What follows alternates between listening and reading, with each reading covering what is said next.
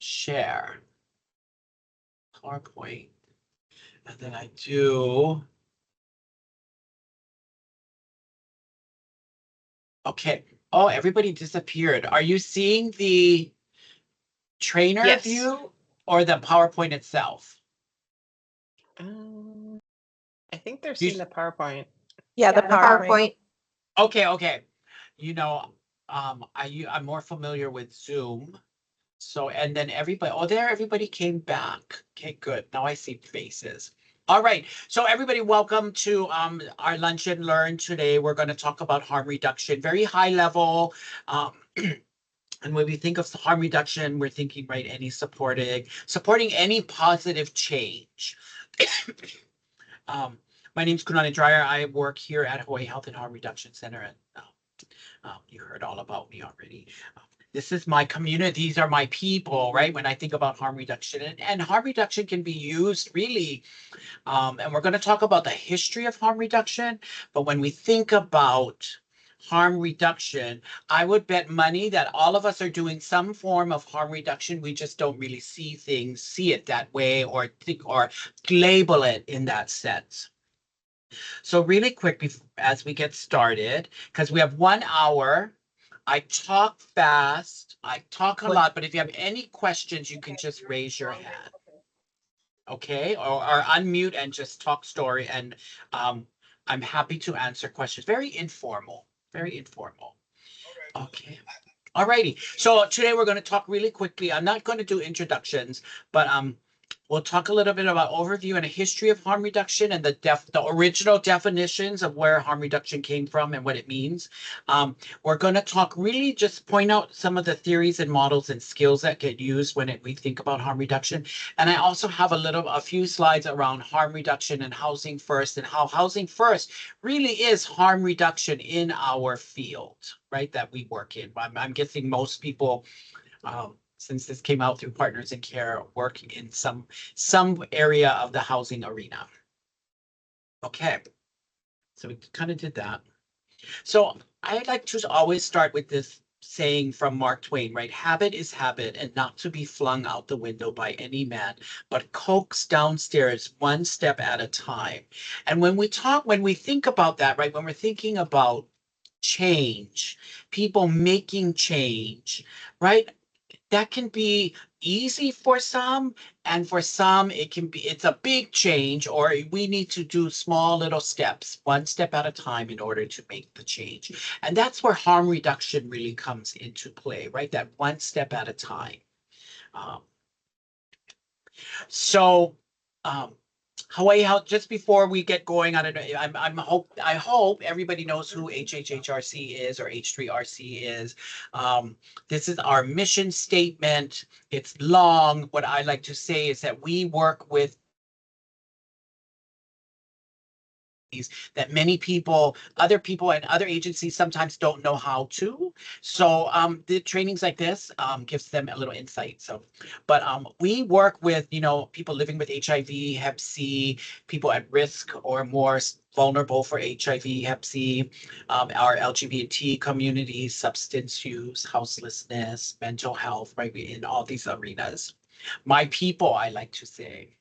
And I say that because I also come from the community, right? I have lived experience, and I connect with our people. But we're at the intersection of criminal justice, chronic disease, mental health, substance use, and houselessness.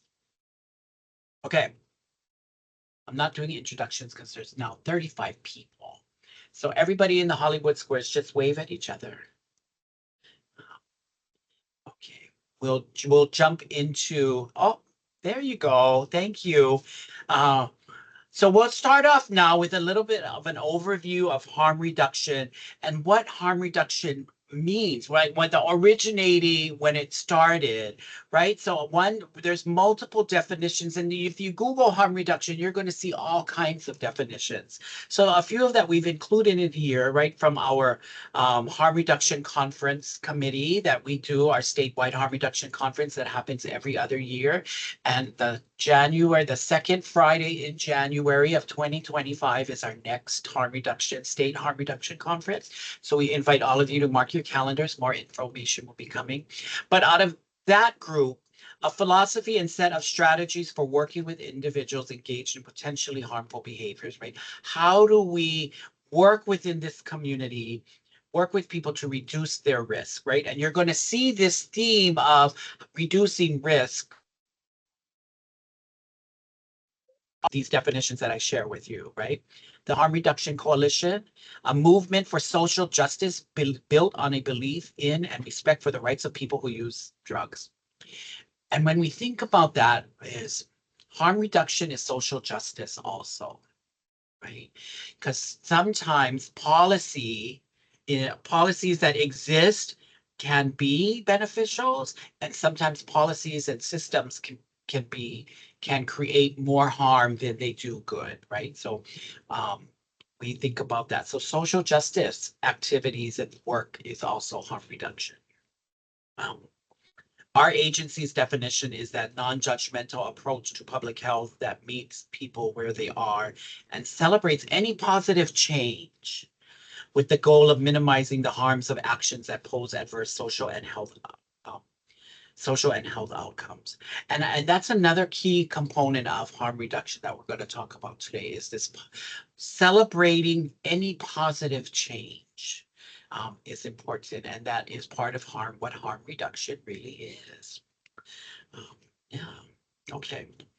My adrenaline is starting to slow down, so maybe I'll breathe a little between slides, right? And then again, so one more definition, right? And depending on who you look at, but this is around the policies and program and past practices that aim to minimize negative health and social and legal impacts associated with drug use. So here's where harm reduction started, right, within the substance use community. And what we're seeing now is harm reduction being created and designed with the ideas around what harm reduction is, but more of a cultural approach. So our friends in Alaska created this indigenous and practices. So they're folding in now culture into what harm reduction practice and work may look like within their communities, right? Papaololokahi, and I need to add that to my slide set, has created a Native Hawaiian harm reduction toolkit, right? How do we know for a fact, we know folding in cultural practices, cultural beliefs, cultural identity into practice into our work, is harm reduction. It's very empowering, right? We hear Aina-based work, right? When we know who we are and where we come from as a person, as a people, that empowers us, right? And that can lead us through a road of recovery, right? That empowers us as individuals. So Aina-based cultural practices intertwined into the work we do, that's all harm reduction. So I encourage you all to Google or look up Papaololokahi and the work that Lily Noy did there with her team. It's amazing that what we see around our whole Native Hawaiian concepts around harm reduction. Okay. What time is it? Okay, I'm good on time. Here's a little history of harm reduction and where it's come from. So in the mid 1980s, that's how far back this goes, right? Harm reduction.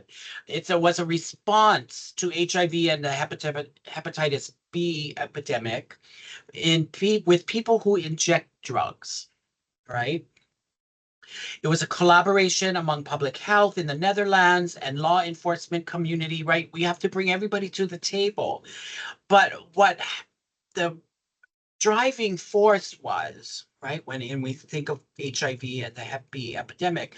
And a good example is if we provide clean syringes to people who inject drugs, it takes the risk of HIV and the hepatitis B out of the equation.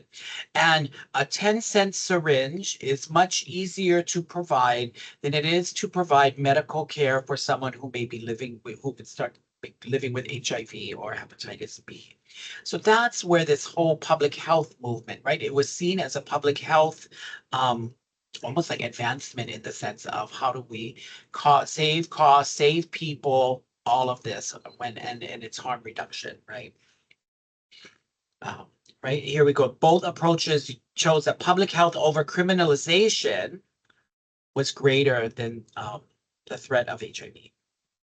Okay. So now here in the US, wow, we have a nice history of harm reduction that we've been able to learn from over these years. But in the late 1980s, Edith Springer, she's also known as the mother of harm reduction, she went over to England and the Netherlands to learn more about what this whole movement was, right? This intervention, this services was and what it looked like. And she then came back and started to develop and train people here in the US, in the continent, and then also coming to Hawaii on what harm reduction really was and what harm reduction is and what harm reduction isn't, right? So when we think about that here in Hawaii, we had, so in 1988 was the first syringe exchange program in the US, but in Hawaii, we had our syringe exchange program, back then, also known as the Child Project, was in 1989. But we were the first state-funded syringe exchange program in the United States. So I like to always share that, right? 1995, we had our first harm reduction conference. 1996, there was a national harm reduction conference, right? We start to see these movements. In the 80s, Life Foundation had the Rubber Room. It was down on Hotel Street. It provided a safe space for people to come in and inject and use their substances while being monitored, right? That kind of led to make sure there was no one who would overdose, or if someone did, they would get response and care right away. I love to talk about my friend Pam Vessels, who's now retired, but she was the original outreach worker at Waikiki Health. She was out on the street working with the girls that were engaged in sex work, passing out condoms and lube, linking them to services, things like that, right? In the 80s, the early 80s. So yeah. So we have a long history locally of harm reduction work being done and being a leader.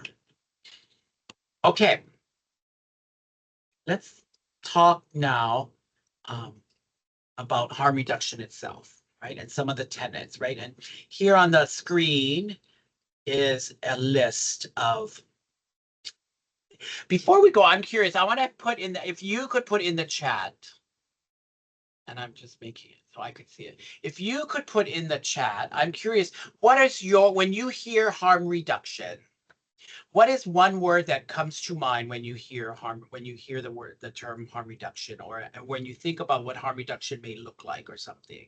So before we start with all of this, I'm just curious what you folks think or feel or know.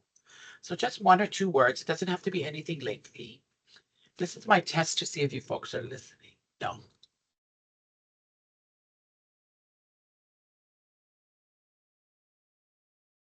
Listening, adaptability. Yeah. And we're getting some reactions to that, right? Minimize. Yeah. Alternative options to risky behavior. Yeah. Yeah. Okay. Reducing the harm of someone who is currently struggling with life. Yeah. Right? Okay. So I'm going to talk a little bit. I share a little bit of my own personal experiences during this conversation, just because it's a little easier.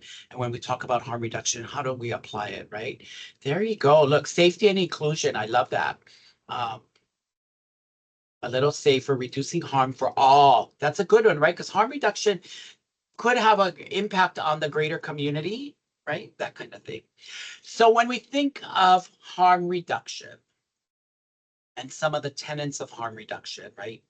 We're talking about meeting people where they're at, non-judgment, low barriers, any positive change, options, not directives, consumer, and this is one that's important to me, or peer involvement, and then social justice. And we're going to talk about each one of these bullets over the next few minutes. We're going to break it down a little bit for you folks. Okay. How do I do this? I have a video, fingers crossed, it'll play, But this is about, it's called me. So this is all falls under meeting people where they're at, but the title of the video is It's Not About the Nail. And you'll see what I'm talking about. So I'm going to hit play. I see someone tapping on their head. Yes, not about the nail. Let's see if it plays. The sound is not playing. Ah, still not playing. Yeah. I think when you go to share, you have to turn on the include sound toggle. Okay. Oh, like in Zoom. Okay, let's try this one more time. I'm going to share.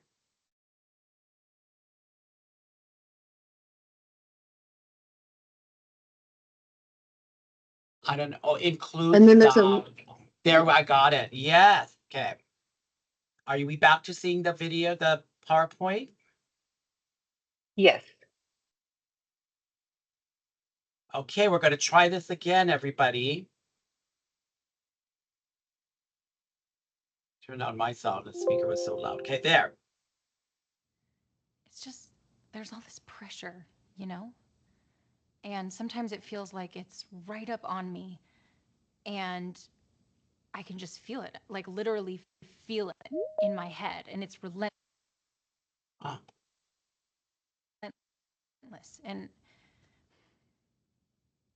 I don't know if it's going to stop. I mean, that's the thing that scares me the most, is that I don't know if it's ever going to stop. Yeah. Well, you do have a nail in your head. It is not about the nail. Are you sure? Because, I mean, I'll bet if we got that out of there... Stop trying to fix it. No, I'm not trying to fix it. I'm just pointing out that maybe the nail is causing... You always do this.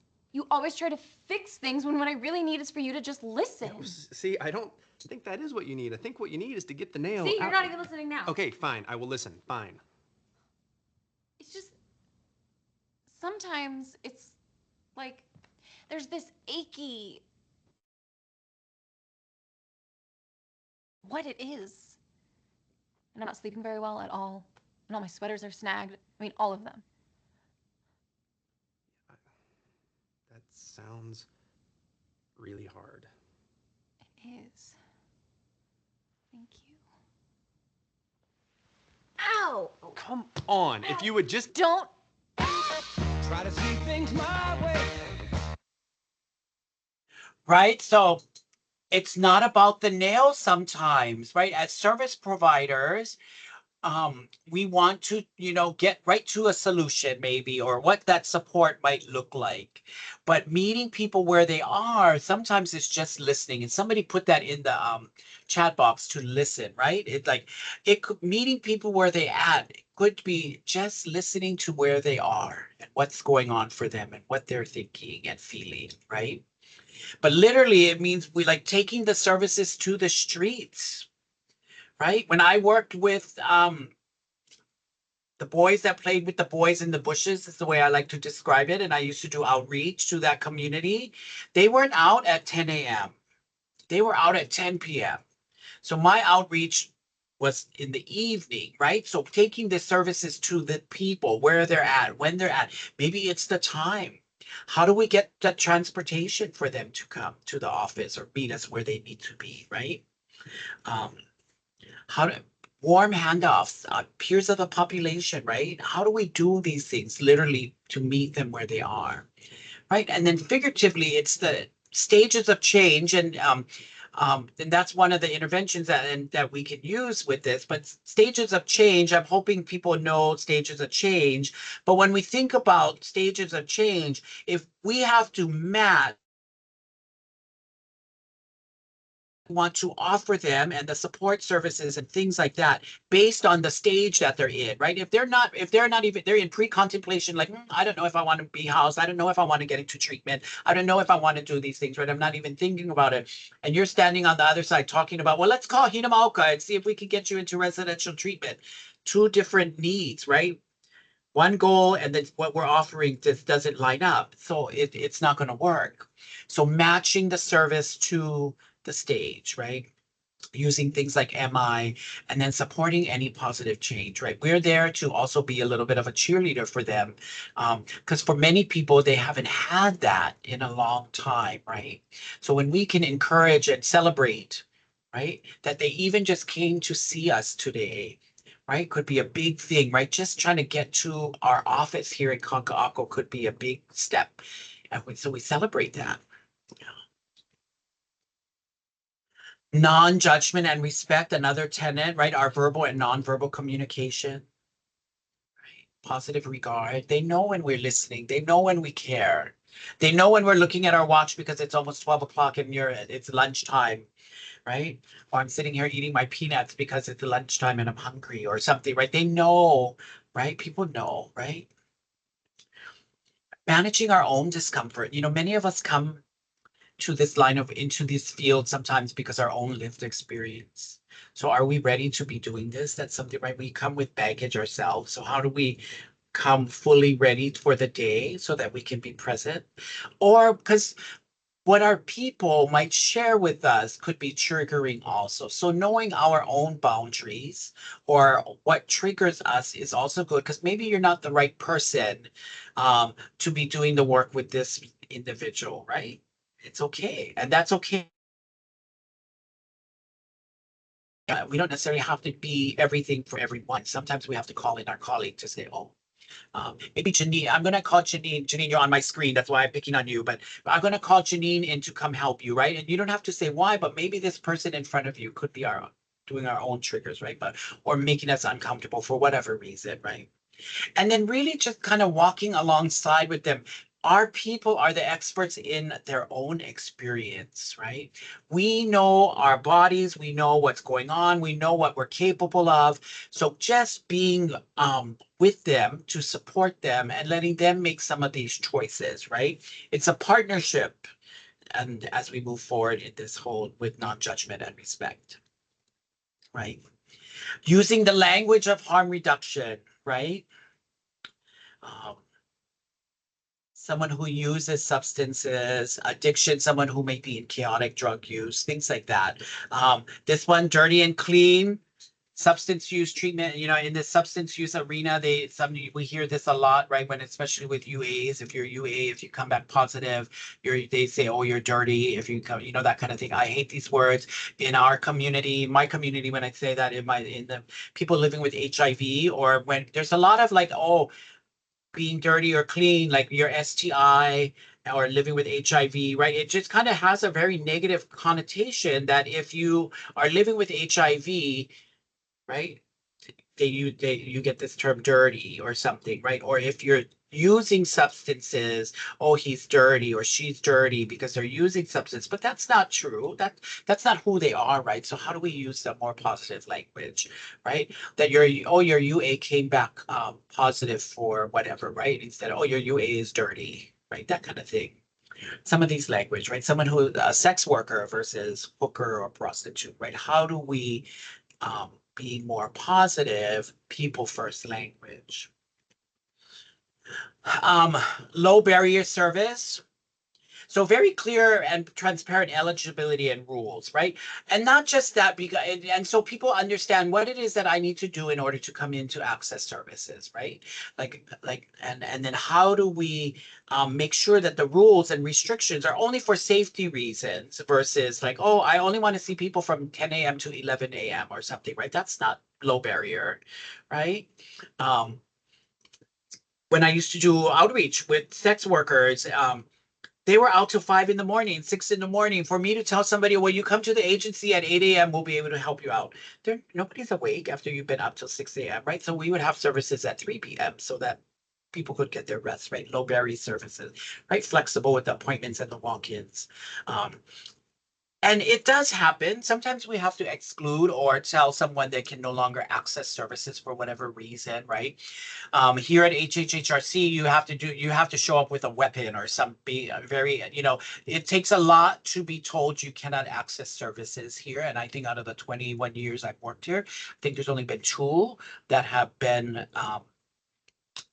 that we excluded from services. Now, in our building, it's a little different story because the building management has rules. So there's a few more people on the list who can't come into the building, but we go out to them so that they can still access services, right?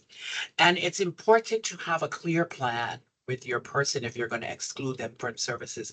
If we do A, B, C, D, you'll be able to, get back into the community. Oh, Nikos, thank you for posting person-centered language in the chat. Any options, not directives, right? We can have this big goal, like I want to get housed right away. But we all know I want to get housed right away. It's not necessarily going to happen overnight here in Hawaii, anywhere really, right? There's a bunch of little steps, right? What are the little steps? We want to make sure that the little steps are planned out. And as with every little step that gets completed, we celebrate, right? We also give them a menu to choose from when it comes to things that are happening when it comes to harm reduction, right? So when we think about maybe someone who is using substances that is saying, I want to get into treatment, we have a little list. Or maybe someone who's you're working with that may be justice involved, right? So there's a little bit more strings that are thing. What is it, the menu of options in order to meet these goals, right? And then we let them pick what are they able to do and willing and wanting to do, right? So that's the options, not directives. And then also the consequences that may come with their choices, right? If you continue to use substances, you may go back to jail, right? That's a real possibility. If you continue, if you tell me you want to be housed, but you continue to miss your appointments with me, we won't be able to get you through the system, right? The CES system. Things like that. So it's like it's their choice. And these are the outcomes, the possible outcomes. And sometimes we're transparent with the consequences, right? Yeah. And then we build upon their strengths and the resiliencies, right? When we talk last week, with no problem, how did that work? Like, what did you do last week that got you here on time, right? If they're saying, I can't do this or I can't do, then you can build on that strength. Okay, so let's do the same thing and try to get you to your next appointment, that kind of thing. We build on their strengths, right? And not necessarily looking at what they did wrong, right? Or something like that. I do sexual health screening and conversations, and somebody, people come, I'm going to use condoms 100% of the time. And then the next time they come, they say, well, I didn't use it all the time. I used it only with half of my partners. And I say, oh, that's great. Tell me about those, what worked for you with those half of your partners, right? Because then we focus, and then maybe the next time it will be 75% or something, right? We build on the strengths. Meaningful involvement of people. So this, nothing about us without us. This stems from the HIV epidemic. Also, people, when we're with nothing about us without us, people who use substances. We need to have our people at the table, right? We can't have a group of people in a room making up programming, making up policy without having the actual people who are needing the services or the policy's impact not at the table. That's not fair, right? So meaning involvement of people who your community. That's who should be at the table. That's who we need to ask. What is it that you folks need? Yeah.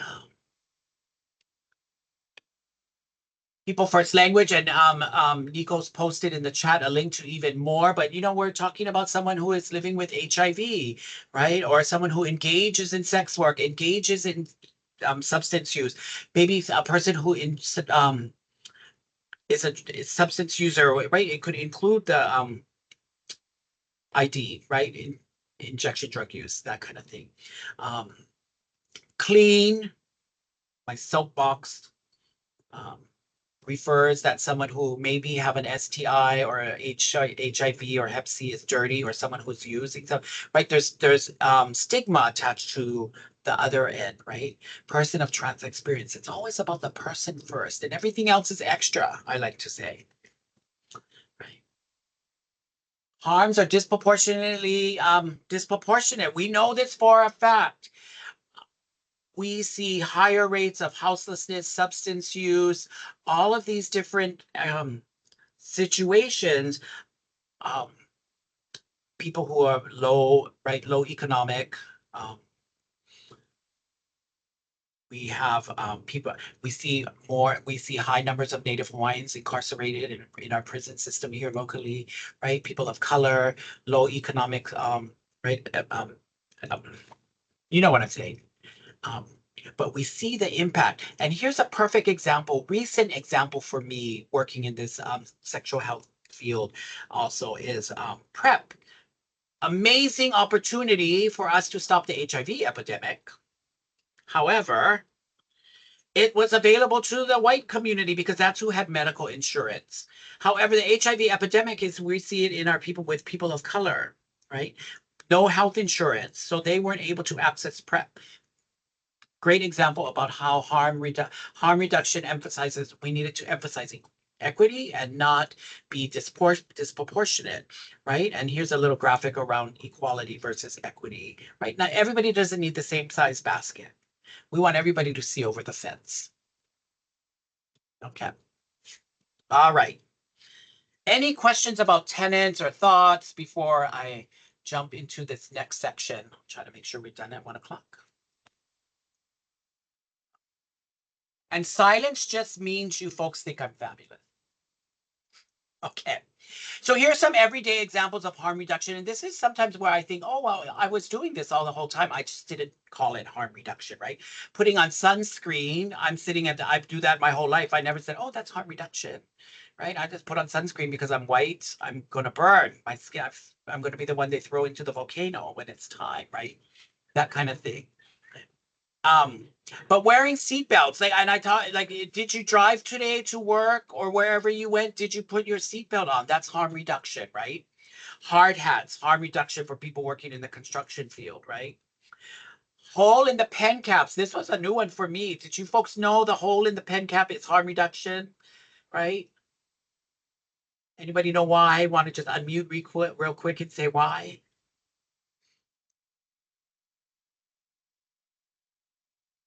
I don't know why. Okay. So the whole anti-choking, there you go. Yes. So you won't choke on the pen cap. We still will have people, you'll be able to breathe. Okay. This was my favorite one though, and thank goodness, padded edge of the bars and the bar stools, right? So when I fell off the bar stool, I wouldn't hit my head so hard, right? So these are everyday examples of harm reduction. Lifesavers, I found out this morning, were created as in response to choking, kids choking, harm reduction, right?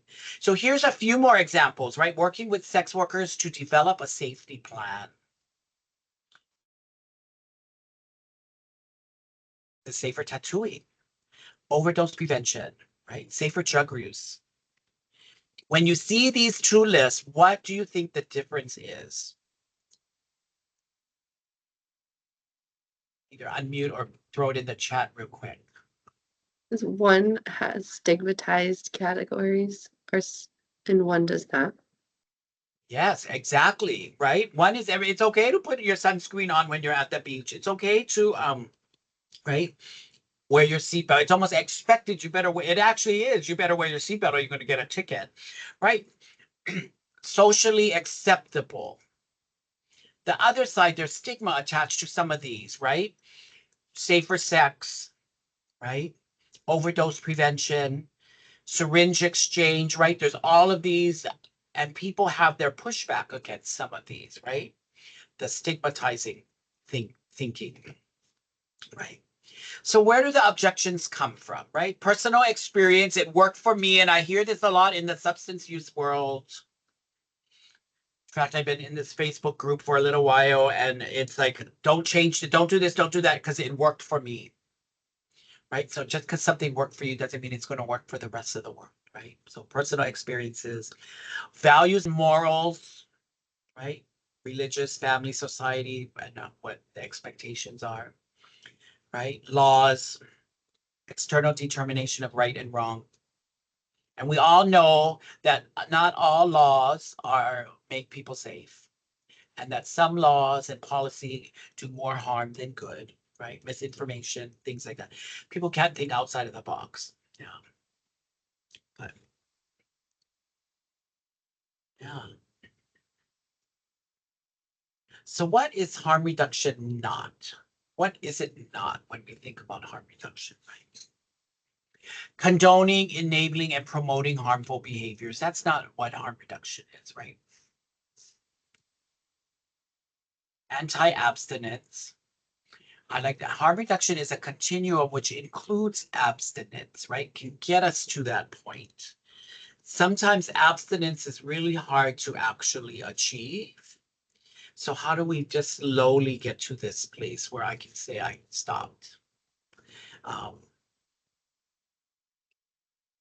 Anything goes, right? No, that's not it, right? Blind to the harms of drug use and other behaviors, lack of accountability or responsibility. And then this also goes back to the scenario of, well, you told me you want to be housed, but yet you continue to miss your appointments to have to process your applications, or you miss your appointment to meet with the building manager or things like that. And so if you continue to miss your appointments, how do you expect to get housed, right? We put it back on them.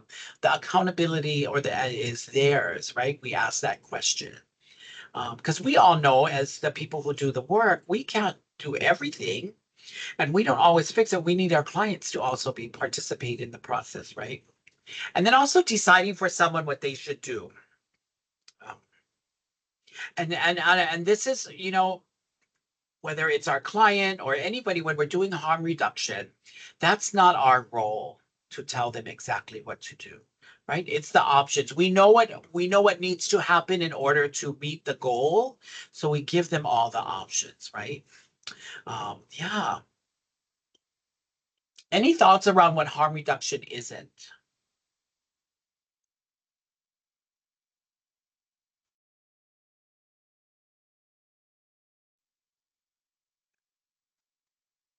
All right. So let's talk about some of the theories and models and skills that people we do when we think about harm reduction, right? So here's a list, and we're not going to go into every single one. Trans-theta, right? Stages of change. That's one of my favorite models to use, right? Theories to use when I'm working with people, right? Matching the intervention with someone's readiness, willingness, and ability to change. Trauma-informed care, motivational interviewing, drug set and setting, drug use continuum, and hierarchy of needs. These are some of the theories and models that embrace harm reduction. So we'll talk about a couple of them real quick. But here, the stages of change, right? And I mentioned this earlier in the hour around stages of change, right? As someone's either pre-contemplation, contemplation, preparation, action, or maintenance. Matching the intervention or matching the service or matching what we're offering or what we're doing with our client to where they are in their stage of change, right? Because again, if they're unaware they even have a problem and we're talking to them about going to treatment, they're like, well, I don't know what you're talking about. My life is good, right? Or talking about we need to do these things so we can get you housed, but they're happy, they're fine right where they are, right? We have to match what we're going to do with the person based on where they are in their situation. Right? What stage are they, right? And then also keep in mind that within the stages of change, relapse is also could be a stage for someone as they're doing things, right? Yeah. So I like to talk about my cheeseburger. So this is where harm reduction can apply anywhere in your life, right? My doctor, right? And my doctor was trying to get me to, was concerned about my sugar levels. So he's asking me about my diet, and I'm telling him I drive to Hau'ula every day, and on my way home I stop at McDonald's. I drive through because that's convenient. I don't want to get home at 8 o'clock and have to cook dinner or whatever. So what blew my mind with him, because usually you think doctors are going to tell you what you have to do. Right? You got to cut that out. You got to stop this, do that. But he asked me like how he wanted to know how often do I do this and why I was doing this. And when I told him, he said, well, how about if you only went through the drive-thru twice a week, and the other 3 nights when you went to work, you took an extra sandwich to eat on the way home and stuff like that. So I was kind of blown away because he was mad. And I was in this preparation stage when he had this conversation because I knew it was going on. I didn't necessarily know I didn't think through like how I could make it happen, right? So he matched his conversation to where I was in the stages of change. It's still a struggle, people, with these cheeseburgers. But, okay, trauma-informed care, another great intervention we can use, and I like to say more trauma-informed responsive, right? How do we respond to people when we're working with them? Right? How do we understand? How do we understand how trauma has impacted their life? Right? But trauma-informed care, another theory, another practice that we can use when we're thinking about harm reduction. Now, trauma-informed care is an all-day training that that kind of thing. So we're not going to dive into it. But we don't want to re-traumatize people. That kind of thing. And how do we respond to people who have had trauma experiences? And depending on where you work, and I'm guessing most of you work with people who have experienced trauma in their life. Experiences from childhood on have impacted who they are today, right? So how do we be trauma-informed responsive? And here's the 6 guiding principles when we think about a trauma-informed approach. And when we look at them, they just mimic harm reduction, right? Safety, transparency, trustworthiness, peer support, collaboration and mutuality, right? We want to collaborate with our person. Empowerment, voice and choice, right? And then understanding that cultural, historical, and gender issues have all played a part in people's lives. Just in line with harm reduction and what harm reduction is. Okay. Motivational interviewing, really, this is one of my favorite things, right? How do we get our people to oh wait, hold on. That's the work phone. I don't know where it is. It's in this bag. It'll stop. Right, but motivate, how do we get people through motivated to kind of take action towards their goals? How do we examine their ambivalence, right? This is, I don't want to say calling them out, but again, it says, you say you want to get housed, but yet you don't come to your appointments to do the applications, right? Can you explain this to me? They don't really line up, right? That's, how do we get through? That's all part of motivational interviewing. Yeah, some of the skills, right? The ORs, the open-ended questions. And then eliciting the change talk and things like that. And again, MI is a whole separate training in itself. And then here we have drug set, right? Another one. And this is really around the awareness of use, like where and who someone uses with and how much they use it. That way we can kind of figure out how do we support. Okay. The continuum of drug use, right? And harm reduction options. So these last few minutes with you folks, I'm going to talk a little bit harm reduction and housing first. And I wanted to squeeze this in because Partners in Care coordinated this. So I'm guessing we're all somehow in this housing arena, right? But housing first principles, immediate access to housing with no readiness conditions, right? That kind of thing. Consumer choice, recovery orientation, individualized and person-driven supports, and then social and community integration, right? So the top flow was how things, what it used to look like, right? It's like someone might be unsheltered, they get into a shelter, then they have to do all of these things to get into permanent housing. Yeah. housing first, this harm reduction approach is really looking at get the individual housed and provide that foundation, right? The stability. And then we can really start to work on the other things that are impacting our person, right? Whether it's medical behavior, mental income, that kind of thing, right? Get them housed, and then we do these things, right? And that's really important, right? So some of the core elements around housing first, right, is this whole screening and selection process, regardless of substance use and medication compliance, right? There's always, I just had somebody yesterday who told us they couldn't work with the client because they were still using substances. Wasn't a nice conversation we had after we got that email, but yeah. Things are not mandated, right? Treatment's not mandated, certain services are not mandated, things like that. So really, be housed, and then we can work with them too, right? That's housing first, right? 88%, after 5 years, 88% of the housing first tenants remained housed, where only 47% of the residents in the city's residential treatment system remained housed. And Heather Lusk had this data for us to put into this slide. So we know housing first works. Not everybody is able to do housing first, but we know it works. Okay.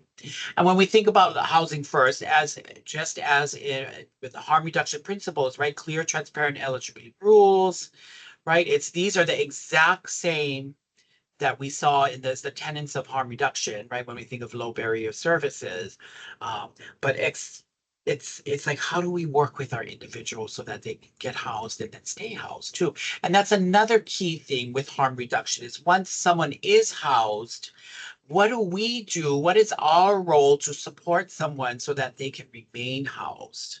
What do they need to learn? What are those life skills that need to happen in order to stay housed? Yeah, it's not just get into the house, but then stay. Yeah. So here's some examples of harm reduction and homeless outreach, right? Consistent and follow through on commitments to build rapport and trust with our people, right? And we hear this all the time, especially with from our clients, right? And sometimes we don't, because they get moved, we don't see them, and then, but it's just how do we continue to build that? How do we stay connected, right? Focus on the behaviors and not the labels, right? Being resistant or substance user. There's a lot of times we always hear that so quick. People, oh, he didn't want to do what they needed to do. They're resistant. You know, I'm just having a rough day today. I'm just trying to figure out where I'm going to put my stuff before I get swept. It's not that I'm resistant. It's like I have a little bit of something else more pressing, right? MI comes into play that area too sometimes, right? And using MI to help resolve some of that ambivalence people have. Retaining housing is a priority and active support to transition from street to home, right? Transparency and consequences. That's another thing right after people get out, how do we teach them or help them, support them in like following whatever new rules in this new housing situation, right? So we don't jeopardize the housing, right? We hear a lot of time where they don't bring over their friends now that they have a safe, that's a safe space, right? A lot of guests, but maybe your lease doesn't allow the guests, right? So how do we connect them so that and work with them so they don't jeopardize their housing, right? Kind of conversations. Right. And sometimes it's not necessarily like we have to go offer this, like something substantial or something that's actually that we're putting in their hands, but it's just how do we have the conversations to motivate the change, right? Or to keep the change. Yeah. Oh, I'm good. 12:55. So that leaves 5 minutes for questions and thoughts. If you folks have, I stopped sharing. Did it stop sharing? Yes. Do you see me? Do I look cute? No. Yes. Okay. If anyone has questions, go ahead and unmute or raise your hand.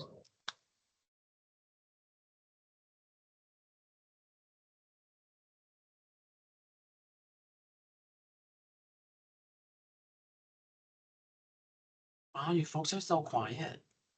Well, I have a question. Sure. So I loved how you incorporated the housing first with the harm reduction and how it can work. And the example you had, like with helping them reducing harm as part of the housing first in the aspect of like your lease doesn't allow guests, but you want to spend time with your friends. Is there any other examples that might apply? Like, is there other ways, like maybe some other examples that providers might be able to relate to so they could see how the connection is made?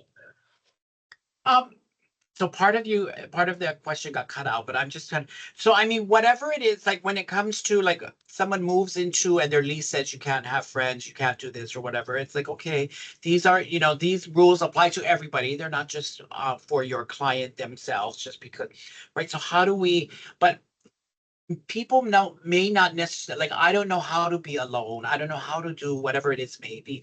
So how do we work with them to fit into these new guidelines, right? And then it's like, okay, well, I know you, like, same thing, like I understand you want to be with your friends, maybe, is there anywhere else you could meet up with them, right? That kind of thing.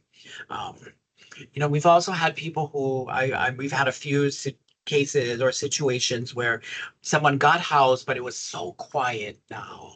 And the chaos now, where they used to stay, it was no longer. And so that was uncomfortable for them. So it was like, how do we help tread so that they would stay in their new home, right? In this new space and things like that. So there's a bunch of different, every situation is going to be different, but it's whatever you can come up, and we can be creative, right? There's no guidebook that says, well, this situation, this is what you have to do, right? This situation.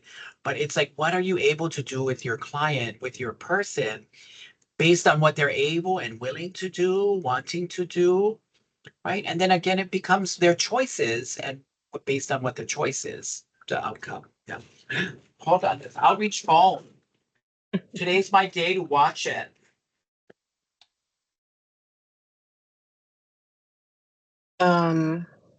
Never mind. Sorry, I know you're busy. No. One more. There was a question about, is your slideshow available? Yes, I'm happy to share. I can share it with you, and then you send it out to people who are here. I don't know how you want to do. Yeah, Yeah. that works great. I can send you a PDF. Oh, Elizabeth has a question. Go ahead, Elizabeth. Well, it's a statement. I just wanted to say I really like that you mentioned that harm reduction is not anything goes. And actually, housing first is also not anything goes. It's like there's natural consequences to your behavior. So I think that's one thing that people are missing, and we need to make sure that stays in the conversation. And you bring and thank you for that, Elizabeth, because we see that, right, especially with the people who want to push back or don't necessarily see harm reduction as a good thing, right? They don't necessarily understand. So there's the misconception of the public with with understanding what harm reduction is, and then there's a for the client, a little bit of a misconception too of what harm reduction is, kind of like, oh, I can do whatever I want, and it's really not. And so having those clear and transparent understanding of how things need to function or operate in this place, and then we work within those. Yeah. There is one more question, I think, before you run. How can we better how can we be better harm reduction advocates within our How can we better harm? organizations? And also call for needed systematic changes. Oh my goodness, that's an amazing question. And I know Nikos, is Nikos still here? I'm going to put him on the spot because Nikos is our advocacy legislature, every person, but Kunane, it's true. I asked the question, so I Oh, wanted you asked the question, Nikos. I didn't even notice who wrote that question. I So wanted your here's my response thing. from the field. Okay, well, here, I'll respond then since you asked the question. I didn't even pay attention to that.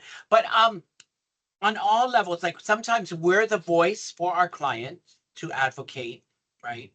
Sometimes we have to be the voice in different settings or arenas to talk and advocate for harm reduction with the policymakers. We even within our agency, sometimes we have to, because policy can be harmful, right? But it also can be really good. But so as advocates of harm reduction, always us having the voice to share how harm reduction is positive and is a great thing and has had the impact to change is what people need to hear. A lot of times they hear, right? It's like when we talk about syringe exchange and we say, well, we provide clean access to clean syringes. And they're like, oh, so you're promoting how substance use. And it's like, no, we're not, right? So how do we talk harm reduction in a way that they see the other side? So Yeah. I think sometimes just having the conversation, because not a lot of people are even having it. So just No. talking Yeah. about it so it normalizes situations for people. That's a great word, to normalize it. The more we talk about it, the more it just is. Yeah.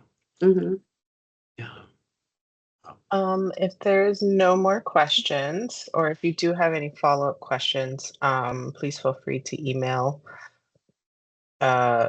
Kunane, would you prefer they reach out to us and we forward it to you and compile No, that? I'll Or put would my you? email in the chat. I'm happy Thank to you. answer any questions. Talk story. I come with both personal and professional experience when it comes to harm reduction and how this looks and works and happens. You know. Thank you so much for today. It was wonderful to, go through your presentation with you, and it was really eye-opening. And thank you so much. Appreciate your time. Thank you. You're welcome. I hope everybody has a beautiful day. Thank you, Kunane. Have a wonderful day. Aloha. Thank you. Bye.